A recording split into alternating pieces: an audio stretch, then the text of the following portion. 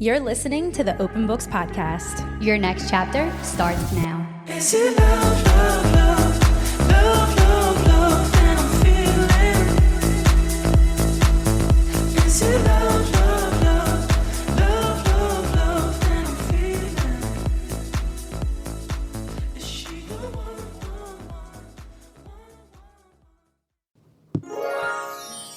Hey guys, and welcome back to the Open Books Podcast. We are here with a long-awaited episode, and it's time. It is. Drum roll, please. I'm feeling like a little guilty right now that this one has taken us so long. It's middle of the night. Do you guys even remember? They're like, who? Crickets? Who's Riley What's- Sager? We're here. Middle of the Night was the book that we read maybe 2 months ago. No, really. But to be fair, we had our event surrounded around the book, and we really put all of our energy into that. So getting around to actually recording the podcast has taken a little time. It has. It kind of... And I forgot the book. Yeah. And, you know, we are honest and transparent with all of you. Do we remember the Drowning Woman saga? That is, I knew there was another book that we Same did this. thing. Mm-hmm. It was the same thing. When we came on with that same guilty conscience, you know, and we're like, it's us. So we're sorry. If you read this book and have been, you know, like, where's that? Kind of waiting on us. Yeah. Because I get it. Like, especially for the people who read along with us, like, part of reading it along is hearing the podcast That's the fun after. part. Yeah, that's the fun part. So if you are one of those people, we do apologize, but we're here and we're going to give it some takeaways, and then we have some other little fun things for the episode. So no matter what, you're gonna get a premium episode, As the usual. so don't Per usual, we're here to deliver the quality content that you deserve. don't be fretful, fear not. You're not. Okay, so quick, like, maybe recap. Let's hear how you are. How's the pregnancy? Pregnancy. I have 4 weeks or less, 29 days or less, which is so freaking insane to say out loud. I had my strep B swab. Yes. Let me just tell you, if you don't know, that is a vaginal swab, If you don't know, you're And- gonna know today. a rectal swab. And I literally squeaked when she did my rectal swab. Like, I was like, ah! But I think it was more of just like, oh, hello. yeah, like, oh, you bamboozled me. Like, Wait, did you not know?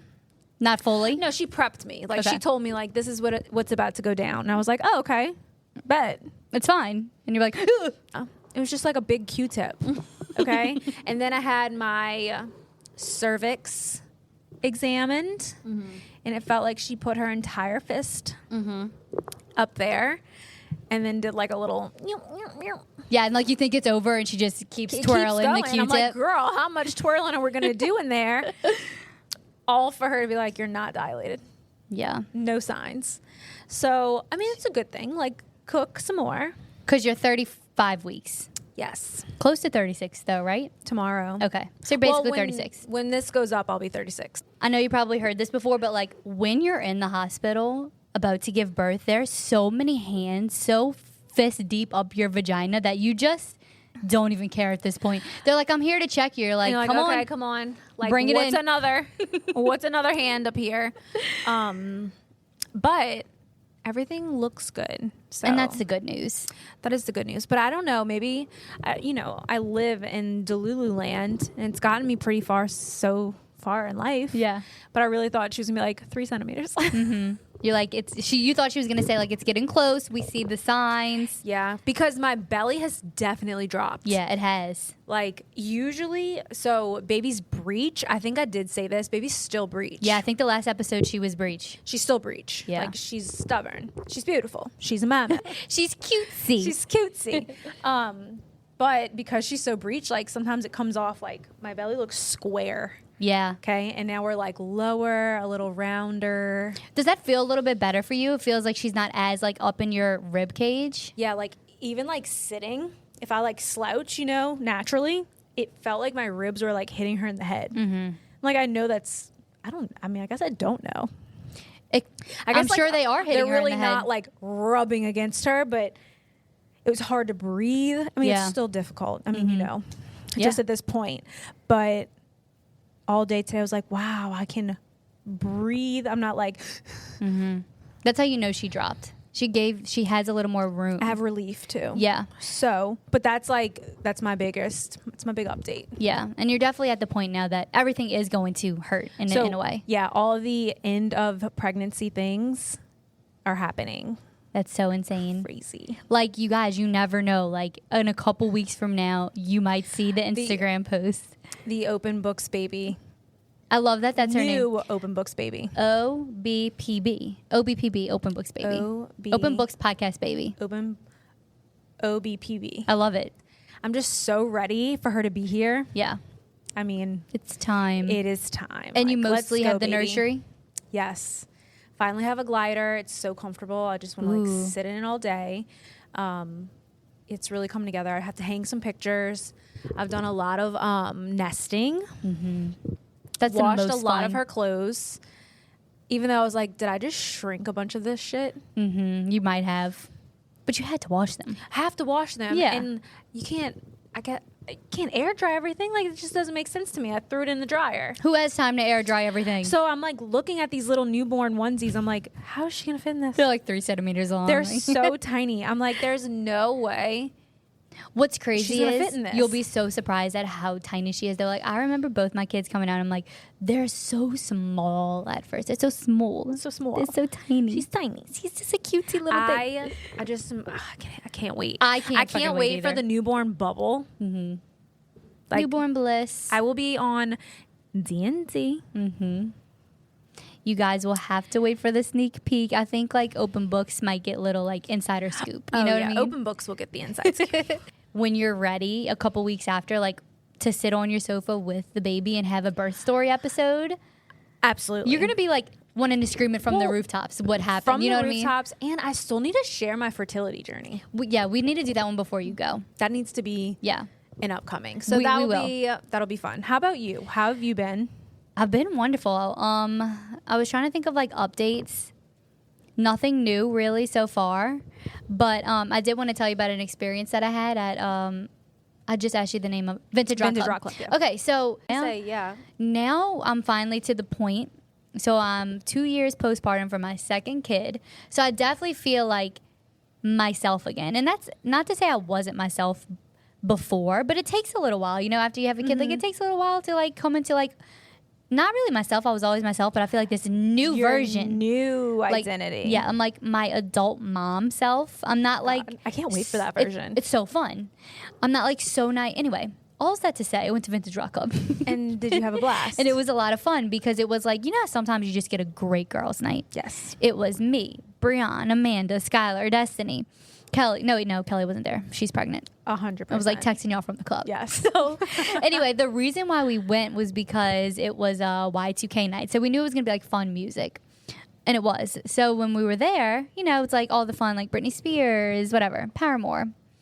Well, they put on, and also what's cool about the like upstairs area is they have like the huge screen. So they play music videos the whole time. So it's like you have something to look at as well, Right. which always makes it a little more fun. Well, they played the video from Hairspray, the musical. And best. I know. The best. I literally lost it. It was the whoa, good morning, Baltimore. I'm crying in the club, okay? All of my friends and everyone in there, like, didn't know the song. They didn't know Hairspray. And everybody was looking at me like I was like a theater geek, like a freak or something. Like, I was like, I love you, Baltimore. And It's- someday when I will. Whatever. Y'all, what? It's Hairspray. It's Hairspray. So I'm like, you guys, you don't know this song. Like, you don't know Hairspray? Like, Skylar's like, no. And they were looking at me like I was weird. And I'm like, y'all, you're missing out on like one of the most amazing Oh my cinematic gosh. masterpieces. I want to go home and watch it. So I'm pretty sure, okay, so I have a note in my phone because I remember putting it in my phone. I'm like, I need to tell Amber about this. And like, she'll get it. So I remember I was like in Vintage Rock Club, I put in my notes. I'm like, no one at the club knows Good Morning Baltimore. It's It was so actually, upsetting. it is. Because Add that to the list of movies. You know how I'm always like, movie list, gotta watch this movie. That's one you have to know. yeah, and you have to rewatch and like appreciate how great it is. What was the TV show again? The Corny Collins show. Corny Collins. Yes. And especially for Brianna, I was disappointed because she gets like culture like that. You know, Yes. like she understands She knows the lore. pivotal moments in history. in history. And I feel like Hairspray the musical, the newer rendition, is one of those moments. It's got Zac Efron in his absolute prime as Link Larkin. You know, it's so Oh my good. gosh. Anyway, I just had Amanda to share. Bynes? Amanda Bynes. Amanda Bynes. With the lollipop. And then so I decided to go home and I wanted to rewatch it. I never got the chance Yeah. yet, but I was going to just go to YouTube and find the video of the very last like ensemble song. You can't stop the beat ever since the first world began. A woman found that if she shake it, she could shake up a man. It's so good. It's so emotional. You will cry. So I was going to send them the video. The John Travolta of it all. The John Travolta as a woman. Okay. So I was going to send them a link to the video and say, just do me a favor, watch this and tell me you don't get chills. But I forgot. So that isn't, I need to remember to do that. And I'll come back and let y'all know what they say. Y'all looked Fine. so hot that night too. Thank you. Okay, this is something I need to tell you. Oh, I think I showed you my new Skims. Did I show you that?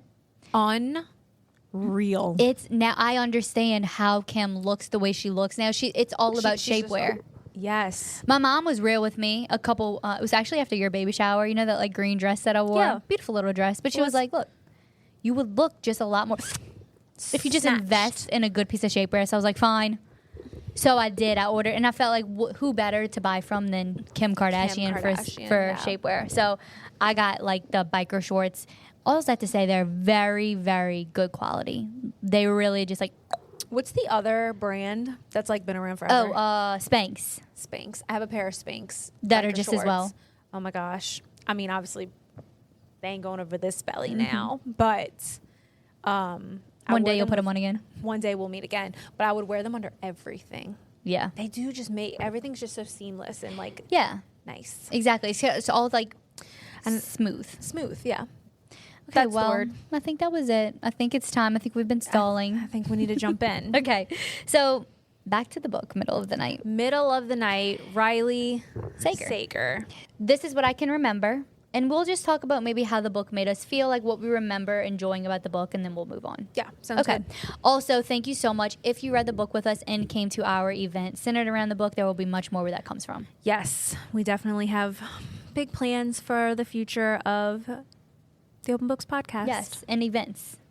And Okay. events. So, Middle of the Night, Riley Sager. He is a very well-known author. We read The Only One Left by him, and we really liked it as well. So, I remember really liking this book, and this is like the general summary. So, we have Ethan Marsh, who was our main character. He returns to his childhood home in Hemlock Circle. A lot of it is going to come back to us, I think, because of the event, because we had so many like activities centered around the book. That's true. It probably is just like embedded in our brain at this point. Yeah. So he returns to his childhood home in Hemlock Circle, New Jersey at 30 years after his best friend, Billy Barringer, disappeared from their backyard during a sleepover.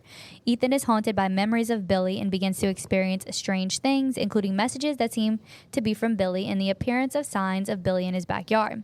Ethan is confronted with the death of his wife, Claudia, which he had been running from, when he had to dig deep into why their marriage went awry before she ended up dying of a sudden death. So Ethan is going through it.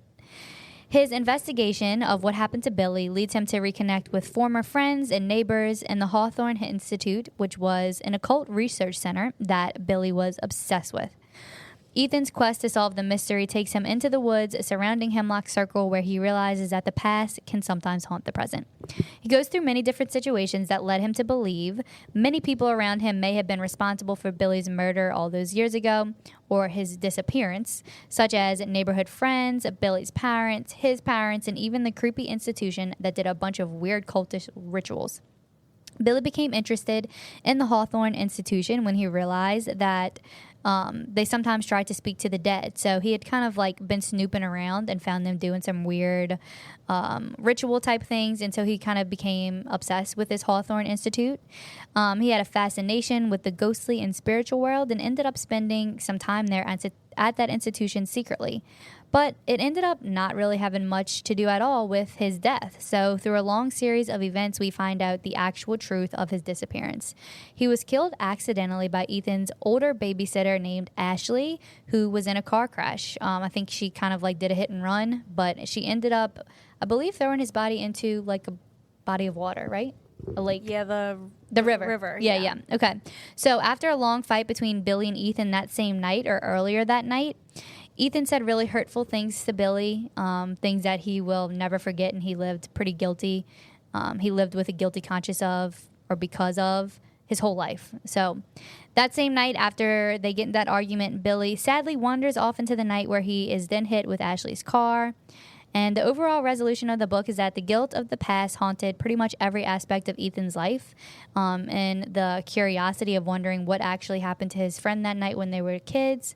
Once he finally found out the truth, he was released of all that burden. He ended up taking care of Ashley's son when she went to prison for killing Billy, which seemed to heal his inner child in the way. And that was pretty much it. So Ryler Sager's writing definitely built a lot of tension by casting doubt about the truth, and we were definitely left in the shadows a lot of the book. But it all kind of did come to a nice little end, and most questions were answered, which was nice. Yes. And that was the end. I did appreciate that about the book.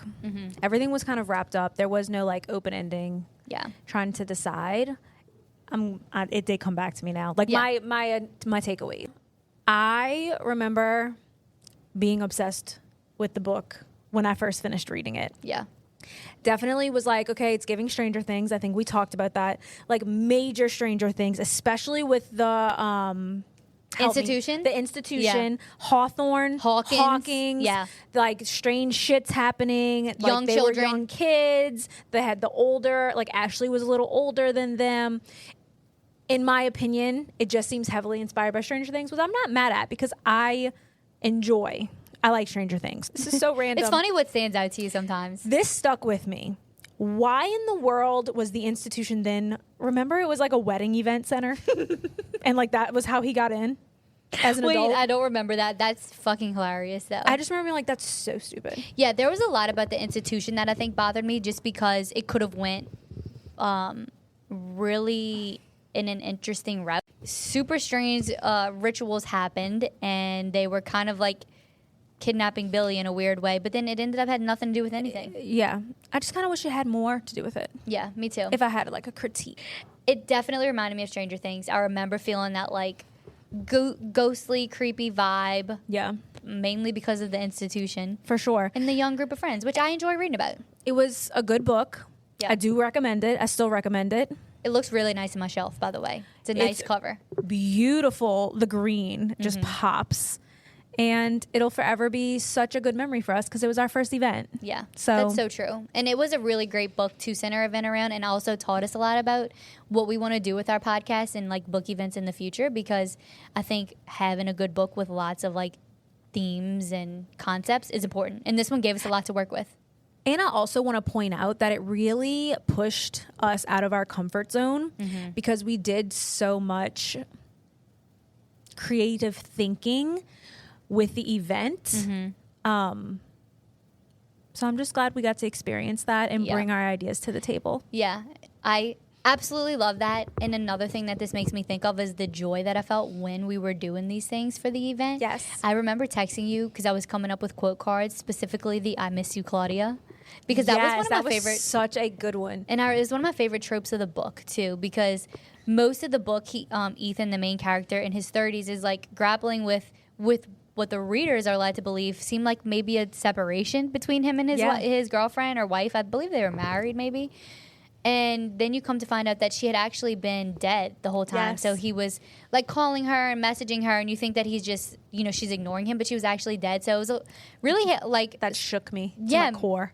to my core. And it showed a lot about grief and how you handle grief. And he definitely like just tried to run away and focus all his energy on the disappearance that I think was kind of like what held him back from ever really Moving on with anything. Yeah, with his marriage. Yep. So it definitely was like past haunts the present, heavy on the themes. And I remember like coming up with the quote cards for our event to have out. And I was like, this is what I want to do for the rest of my life. I Literally love it. forever. Love like literacy. We in us. have found. We have found. Like, you know how they say, like, if you find something you love, like, you'll Yeah. never work a day in your life. Oh my God, or It's so cliche, like but turn so your true. passion into your project, whatever the quote is. Yeah. I think this is truly, now this is just reflection. I think this is truly it for us. We just have to keep doing We it. just have to keep doing it. Yeah. Like, there is a world in which this is it. It's what we do. And It was such a joy. it was, and it would not have been successful if it wasn't for everyone that came and showed support and listens to our podcast and Yes. just hang out with your girls. Yes. And like shout out Riley Sager. Like, Yes. I hope Thank he you. sees what we did around his book, because I think he would be very like touched, because we spent like a lot of time and energy, and it was a good book. It was a good book. You can't make Also, an event off of a shitty book, you know? You think that wraps up middle of the night? I think that wraps it up with a little bow. I feel good about it. I feel good about it. There's not much more we Yeah. can say. I totally agree. Well, I think that. Okay, y'all, this is Colby just hopping on real quick because Amber and I did not record an outro for this episode. So just wanted to come on here and say thank you all so much for listening. Once again, we are so happy every single time you tune, every single time you give us a like or you subscribe. If you could leave a review, it would be so appreciated. It helps the show in so many ways. We really are just looking to expand our audience and continue doing this because it is truly such a joy. So we have had so much fun reading and speaking with you guys, not just about books, but about pop culture and just everything in general. We want to continue doing this podcast, talking to you about anything from books to buttholes. So just know we love you, we appreciate you, and we'll catch y'all on the next episode. Bye.